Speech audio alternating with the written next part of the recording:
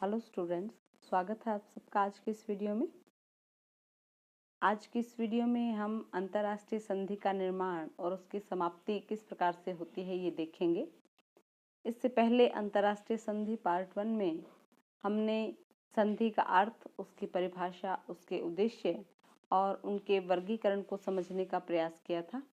आज की इस वीडियो में हम अंतर्राष्ट्रीय संधि का निर्माण, उसकी रचना के चरण देखेंगे और उसकी समाप्ति किस प्रकार से होती है, उसके क्या क्या तरीके हो सकते हैं, क्या कारण होते हैं, उनके बारे में चर्चा करेंगे। तो सबसे पहले बात करते हैं हम संधि रचना के चरणों की। जो अंतर्राष्ट्रीय संधियां होती हैं वो अपने निर्माण के दौरान अनेक जो सोपानों से होकर के गुजरती हैं और ये जो प्रक्रिया है ये एक लंबी प्रक्रिया होती है और उचित प्रक्रिया होने के बाद ही, अपनाने के बाद ही एक जो संधि है उसके प्रावधानों को बाध्यकारी माना जा सकता है। तो ये प्रावधान कौन कौन से हैं, ये चरण कौन कौन से हैं? तो पहला चरण है संधिकर्ता की नियुक्ति।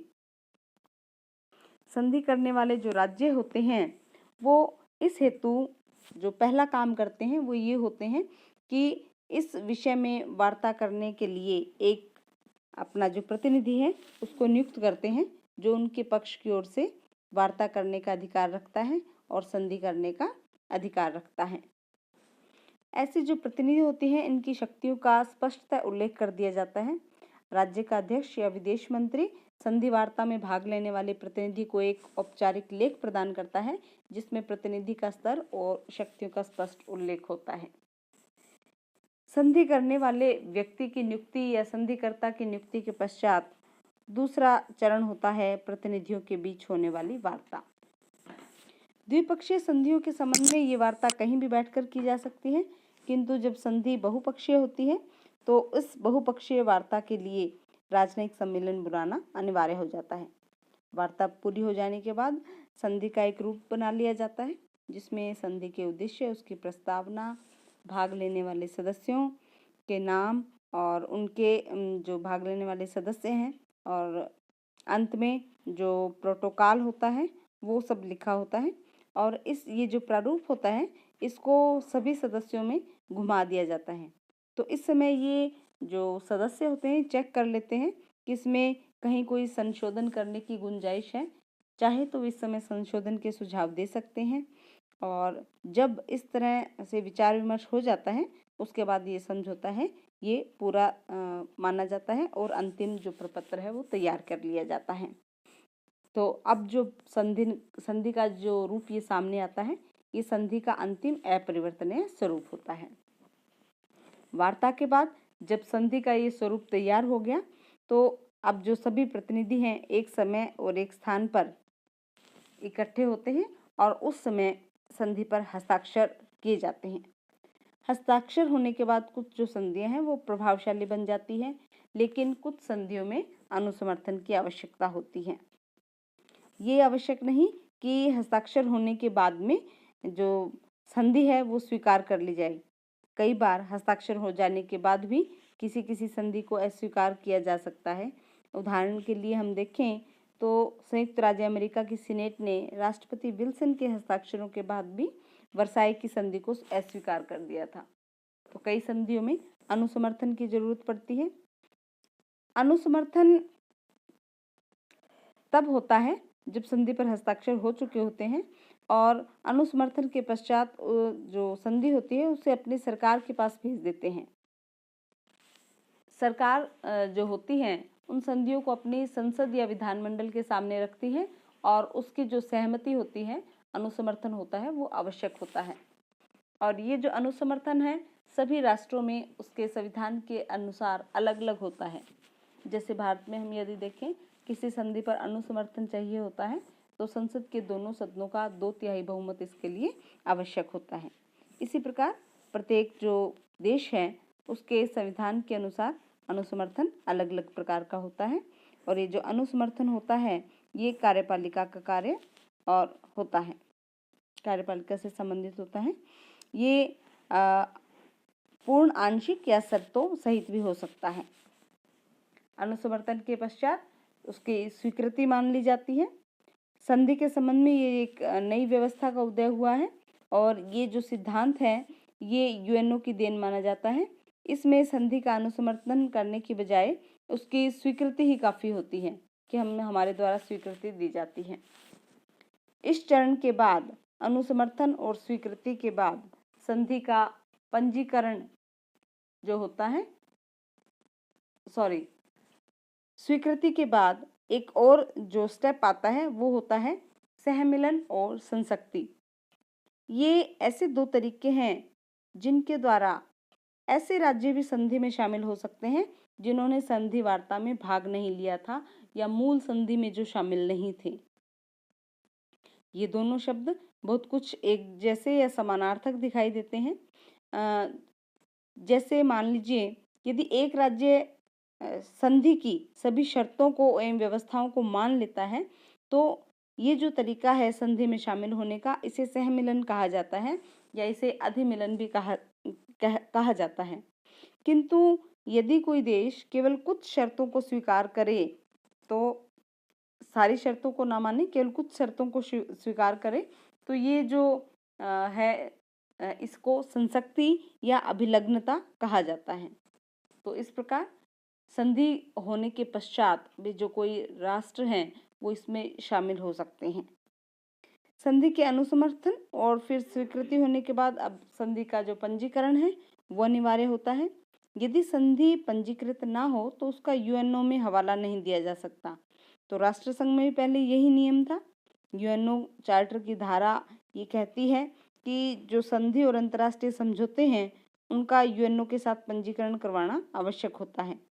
पंजीकरण के बाद जो ये सामान्य सूचना प्रकाशित कर दी जाती है और उसके बाद ये जो संधि है, पंजीकृत संधि हैं, ये यूएन की संधि श्रृंखलाओं के अंतर्गत प्रकाशित कर दी जाती है।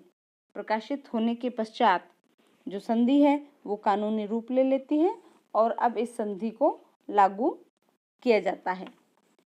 अब संधि किस समय लागू की जाएगी, इसके लिए भी कई प्रकार की व्यवस्थाएं हैं। जैसे या तो संधि पर जिस दिन और जिस समय हस्ताक्षर हुआ है उस समय से उसको लागू माना जा सकता है, या संधि जिस दिन अनुसमर्थित हुई है उस दिन से उसे लागू माना जा सकता है, या वो समय व तिथि जिसका संधि में वर्णन कर दिया गया हो उस दिन व समय से भी संधि लागू मानी जा सकती है। इस प्रकार संधि को लागू करने में कई व्यवस्थाएं हैं, वो हम कर सकते हैं। संधि के विभिन्न चरणों में अंतिम चरण उसकी क्रियान्विति का है। इसके लिए समझौता करने वाले राज्य के कानूनों में संधि के अनुरूप परिवर्तन किए जाते हैं। जैसे अंतर्राष्ट्रीय संधि संबंधित राज्यों पर जो दायित्व डालती है उन्हें राष्ट्रीय कानून के सहारे ही पूरा किया जाता है। तो इस प्रकार ये जो संधि है वो इन विभिन्न चरणों से गुजर करके और फिर लागू होती है और उसकी क्रियान्विति प्रारंभ हो जाती है। लेकिन कई बार अनेक कारणों से जो अंतर्राष्ट्रीय संधियां होती हैं ये प्रभावहीन बन जाती हैं। तो संधियां या जो इसका प्रभावहीन होने के कारण हैं उसको हम देखते हैं कि कौन कौन से कारण हैं जिनके कारण कोई जो संधि है वो समाप्त हो जाती है। सबसे पहले जो कारण है वो है समय की समाप्ति, कि एक संधि जितने समय के लिए की जाती है उस समय के पूरा हो जाने पर ये संधि समाप्त हो जाएगी। कुछ संधियों में ये प्रावधान रहता है कि अमुक घटना के घटने पर ये समाप्त हो जाएगी और जब वो परिस्थिति या वो घटना घटती है तो संधि उसके बाद समाप्त मान ली जाती है। दूसरी इसका कारण है वो है लक्ष्य पूरा होने पर, कि जिन उद्देश्यों को, जिन लक्ष्यों को लेकर संधि की जाती है जब वे पूरे हो जाते हैं तो उसके साथ ही संधि स्वतः समाप्त हो जाती है। उसके बाद संधि पारस्परिक स्वीकृति द्वारा भी समाप्त की जा सकती है। यदि संधि करने वाले दोनों पक्ष किसी संधि की समाप्ति के लिए सहमत हो जाएं तो ये संधि है वो समाप्त मानी जा सकती है। या दूसरा कारण ये भी हो सकता है कि ये संधि तब भी समाप्त हो जाती है जब संधि के पक्ष उसी उद्देश्य के लिए कोई नई संधि कर लेते हैं। तो इस प्रकार पारस्परिक सहमति द्वारा भी संधि की समाप्ति की जा सकती है। सूचना देकर भी कुछ संधियां हैं वो अनिश्चित काल के लिए की जाती हैं और सूचना देकर ये संधियां ये समाप्त की जा सकती हैं। जैसे 1950 की ब्रिटेन व नेपाल के साथ जो संधि वो सूचना देकर समाप्त कर दी गई थी। उसके बाद है अवसायन की घोषणा। संधि के पक्षों को ये अधिकार है कि वे अवसायन की घोषणा करके संधि के अपने दायित्वों को समाप्त कर सकते हैं। इस घोषणा के अंतर्गत एक राज्य संधि के दूसरे पक्षों को ये सूचना देता है कि वो संधि से पृथक होना चाहता है। तो इस प्रकार अवसायन की घोषणा करके भी राज्य संधि से अलग हो सकते हैं। जैसे व्यापार और वाणिज्य से संबंधित संधियां इसी प्रकार की होती हैं। इसके पश्चात है संधि की समाप्ति का कारण कि आवश्यक शर्तों का अभाव हो जाने पर भी जो संधियां हैं उनको समाप्त किया जा सकता है, क्योंकि कुछ संधियों में पक्षों को यह अधिकार दिया जाता है कि मूलभूत परिस्थितियां न रहने पर वे अवसायन की घोषणा कर दें, और यदि उन शर्तों का अनुपालन ना हो तो ये संधियां समाप्त हो जाएंगी। इसके साथ ही यदि कोई राज्य समाप्त हो जाता है तो राज्य की समाप्ति के साथ ही जो संधि है वो भी समाप्त हो जाएगी। राज्य समाप्त होने का कारण ये हो सकता है कि या तो दोनों पक्षों में से एक कोई पक्ष समाप्त हो जाए, या एक राज्य दूसरे राज्य में विलीन हो जाए, या कोई एक राज्य है वो हार जाए। तो इस प्रकार जब वो राज्य समाप्त हो जाता है तो संधि भी समाप्त हो जाती है। इसका उदाहरण हम देख सकते हैं, जैसे यूएसए ने 1805 में ट्रिपोली के साथ संधि की थी और 1911 में इटली ने ट्रिपोली को अपने राज्य में विलय कर लिया था। इस कारण से ये संधि समाप्त हो गई। संधि के समाप्त का एक और कारण है, वो है समय और परिस्थिति। जो संधियां समय व परिस्थिति के अनुसार की जाती हैं, यदि वे परिस्थितियां बदल जाएं तो कोई भी राज्य इस आधार पर कि संधि से छुटकारा पा सकता है। संधियों में कभी कभी ये धारा भी ऐड कर दी जाती है, ये धारा भी रहती है कि संधि यथावत परिस्थितियां रहने पर ही लागू रहेंगी। तो समय और परिस्थितियों के साथ भी इसको हटाया जा सकता है, इसकी समाप्ति की जा सकती है। इसकी बात हमने कर ली थी कि आवश्यक शर्तों का अभाव होने पर भी संधियों से जो है मुक्त हुआ जा सकता है, और संधियों की जो परिस्थितियां यदि वो अनुकूल नहीं हैं, परिस्थितियां वो नहीं हैं, तो जो संधि है वो समाप्त हो जाएगी। उसके बाद आता है प्रत्याख्यान। संधिकर्ता राज्य का ये अधिकार होता है कि किसी भी उस संधि को जिसे वह समाप्त करना चाहता है उसकी भर्त्सना करके या दोषारोपण करके समाप्त कर सकता है। इसे प्रत्याख्यान कहते हैं। प्राय सभी जो बहुपक्षीय संधियां हैं उनमें संधि प्रत्याख्यान का प्रावधान सुरक्षित रहता है, और संधि को छोड़ने के लिए 1 वर्ष की सूचना देना आवश्यक होता है। तो इस प्रकार ये कई जो प्रक्रिया थी संधि समाप्ति कि किन किन कारणों से संधि समाप्त होती है, किस प्रकार से संधियों से अलग हुआ जा सकता है। तो आज की इस वीडियो में इतना ही। मिलते हैं नेक्स्ट वीडियो में। तब तक के लिए थैंक यू, धन्यवाद।